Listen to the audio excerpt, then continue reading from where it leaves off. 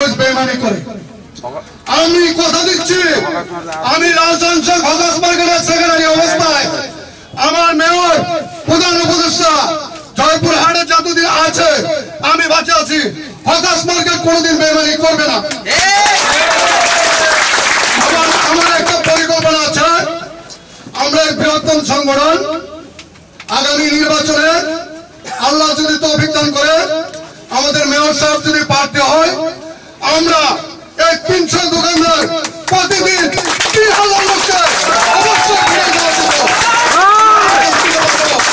এবং আমার কৌশল, আমাকে গতবার মেয়র সাহেবের লোকজন বলছিল আপনারা ২০টা লোক দেন। আমি কথা দিয়েছিলাম আমি লালচান শেখের লোক লাগে না, আমি যদি প্রতিটা দোকানে প্রতিদিন ২০টা করে হ্যান্ডবল আমার ভোটারদেরকে দেয়, প্রতিদিন এখান থেকে ৩,০০০ হ্যান্ডবিল বিতরণ হবে। বিপুল ভোটে সেইবারকার নির্বাচিত হয়েছে, কিন্তু দুঃখের সাথে বলতে চাই মেয়র সাহেব নির্বাচিত হওয়ার পরে কিছুদিন হয়তো আমার সাথে সংযোগ ছিল না, আমি নীরবতার সাথে পালন করেছি। আমি আজকে আমাদের সম্মানিত প্রধান জয়পুরের কর্ণধার, জয়পুর উন্নয়নের মাথা, জয়পুরের পৌরসভায় যে রাস্তাঘাট গুলো হয়েছে প্রতিটা আনাচে কানাচে ৫০ বছরের রাস্তা ভাঙবে না। আমি তার জ্বলন্ত প্রমাণ।